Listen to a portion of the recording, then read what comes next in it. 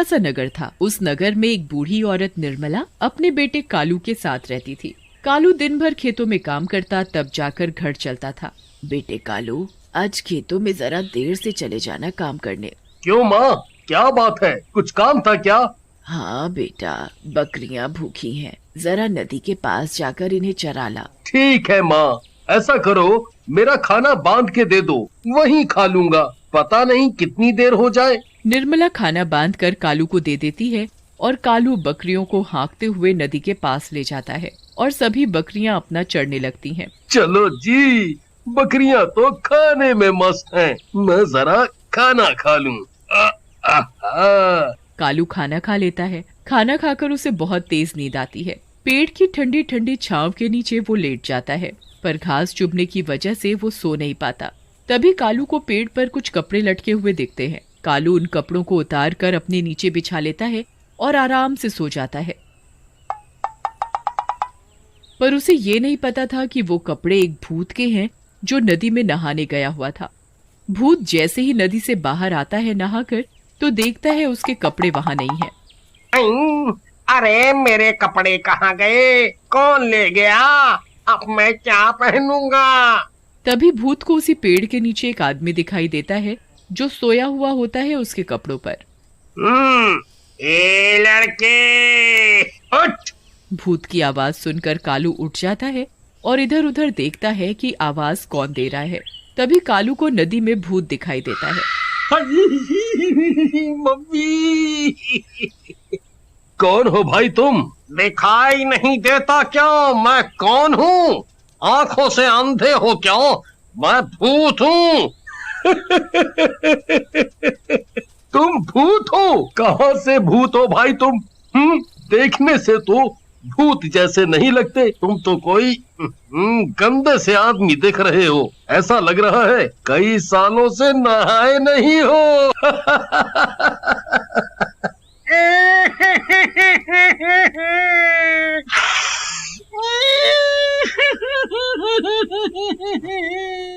हाँ, मैं सच में भूत हूँ। अब मैं भूत जैसा नहीं दिखता तो मैं क्या करूँ? अच्छा, मान लिया तुम भूत हो, पर यहाँ आए कैसे? मैं यहाँ नहीं रहता। हम भूतों की भी एक दुनिया है। मैं तो अपने रास्ते से ही उड़कर जा रहा था इस नदी के ऊपर से। नदी दिखी तो सोचा ठंडा ठंडा साफ पानी है, नहा लूं। मैंने अपने कपड़े उतार कर पेड़ पर रख दिए थे और नहाने चला गया था। जिन कपड़ों पर तुम सोए हुए थे वो मेरी लंगोट है। तुम मेरी लंगोट दोगे तो मैं नदी से बाहर निकल पाऊंगा। अगर मैंने तुम्हारी लंगोट दे दी तो तुम नदी से बाहर आ जाओगे। और बाहर आते ही तुम मुझे खा जाओगे, फिर मेरी सारी बकरियों को भी खा जाओगे। नहीं नहीं, मैं तुम्हें और तुम्हारी बकरियों को नहीं खाऊंगा। मैं कैसे मान लूं कि तुम नहीं खाओगे? तुम भूतों का क्या भरोसा? अरे भाई, मैं शाकाहारी भूत हूँ, तो भला मैं तुम्हें कैसे खा सकता हूँ? अगर मैंने अब इसे इसकी लंगोट दे दी तो ये भूत अपनी लंगोट लेकर चला जाएगा। मैं सोच रहा हूँ क्यों ना मैं इसकी लंगोट ना देकर इससे अपना काम निकालूं। ये भूत लंगोट के बदले मेरे सारे काम कर सकता है। भूत भाई देख, तेरी लंगोट तो मैं तब दूंगा जब तुम मेरे सारे काम करोगे। ठीक है, मैं तुम्हारे सारे काम कर दूंगा, पर तुम मुझे बाहर तो आने दो। कालू भूत को उसकी लंगोट तो नहीं देता, उसके लिए घर जाकर अपने कपड़े ले आता है और उसे अपने कपड़े पहना देता है। ए भूत, जब तक मेरे सारे काम नहीं होते तब तक तुम यही कपड़े पहनोगे। फिर मुझे तुम छोड़ दोगे ना? हाँ, छोड़ दूंगा। फिर कालू भूत को अपने कपड़े पहनाकर अपने साथ अपने घर ले जाता है। भूत भाग बेटा, यह हमें खा जाएगा। नहीं माँ, डरो मत, ये हमें नहीं खाएगा और ये भूत मेरा दोस्त है। भूत भी कभी किसी का दोस्त होता है क्या? तू पागल तो नहीं हो गया? कालू अपनी माँ के कान में जाकर सब बता देता है। बेटा, तू इसे घर तो ले आया है, पर इसे लाकर कोई मुसीबत खड़ी मत कर देना। और गांव वालों का क्या? माँ, तुम चिंता ना करो, मैं सब संभाल लूंगा। अगले दिन कालू भूत को खेतों में ले जाता है। ओ भूत, आज तुझे इस खेत में हल चलाना है। रात होने से पहले ये काम खत्म हो जाना चाहिए। चल अब शुरू हो जा, चल। ठीक है भाई, चलाता हूँ हल। कालू वहाँ एक पेड़ के ऊपर जाकर बैठ जाता है और उस भूत पर नजर रखता है। अब हो गया ना काम। लाओ दे दो मेरी लंगोट। नहीं नहीं, तुम्हें लंगोट नहीं मिल सकती। अभी मैं तुमसे और काम कराऊंगा। अभी तुम नहीं जा सकते। भूत जोर जोर से रोने लगता है।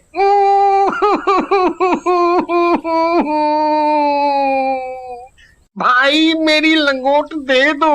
अगर मेरे भूत भाइयों को पता चला कि मेरी लंगोट एक साधारण आदमी ने ले ली है और वो मुझे इसके बदले काम करा रहा है, तो मेरी बड़ी बदनामी होगी। ओहो, तू रोता बहुत है। अच्छा ये बता, भूख लगी है? खाना खाया?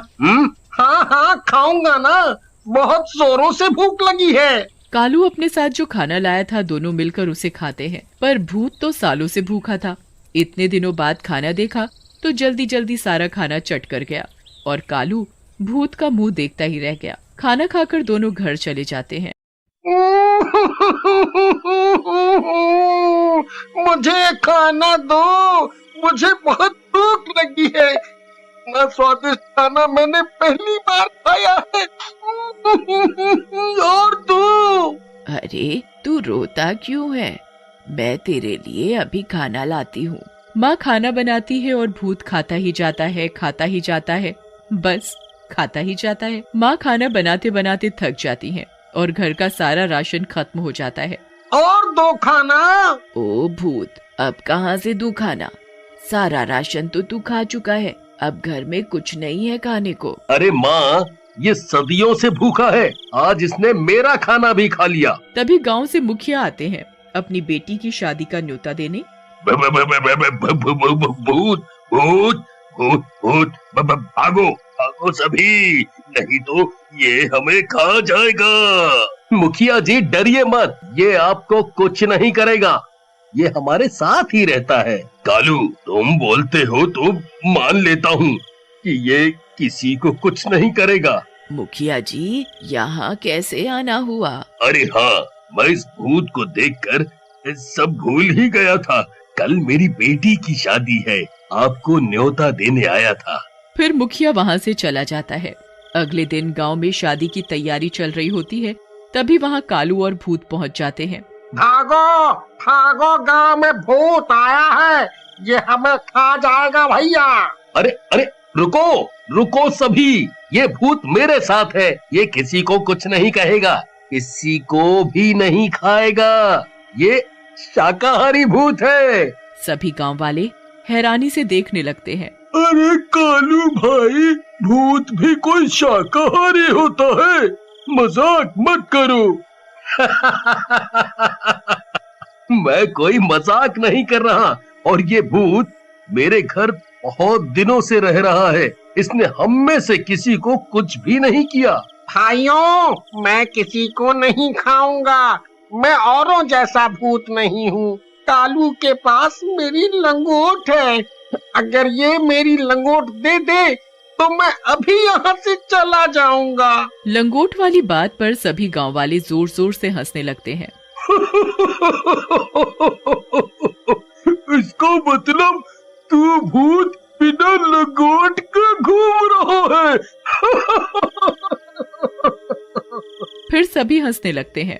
सभी गांव वाले आपस में बातें करने में मस्त होते हैं और उधर भूत को खाने की खुशबू आ रही होती है। भूत खुशबू तक पहुंच जाता है, देखता है उसके सामने इतना बढ़िया बढ़िया खाना रखा है। वो इधर उधर देखता है कि कोई नहीं देख रहा और वो फटाफट सारा खाना चट कर जाता है। तभी एक बच्चा उसे खाना खाते देख लेता है। मुखिया जी, वो भूत ने शादी का सारा खाना खा लिया। हो, सत्यानाश हो इस भूत का। अब मैं मेहमानों को खाना कैसे खिलाऊंगा? मेरी बेटी की शादी कैसे होगी? मुखिया जी, आप चिंता ना करें, ये भूत है ना, इसने खाया है, यही बनाएगा। सारा खाना फिर से। भूत, तेरा आज का काम यही है। भूत जल्दी जल्दी सभी सब्जियां काट देता है, आटा गूंथ देता है, सभी तरह की मिठाइयाँ बना देता है। देखो भाई, तुमने जो जो काम बोला मैंने सभी काम कर दिए। अब तो मेरी लंगोट दे दो। अभी नहीं दूंगा, अभी बहुत काम है। भूत फिर से जोर जोर से रोने लगता है।